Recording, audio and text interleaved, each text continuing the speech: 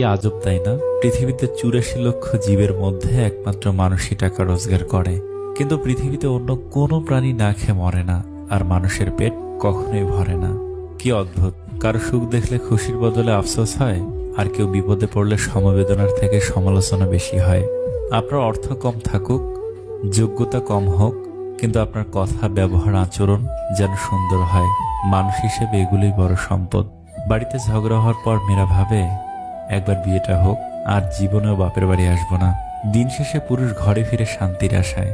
একজন স্ত্রী চাইলে সেখানে বেহেশতের সুখ দিতে পারে, আবার চাইলে নরকের যন্ত্রণাও দিতে পারে।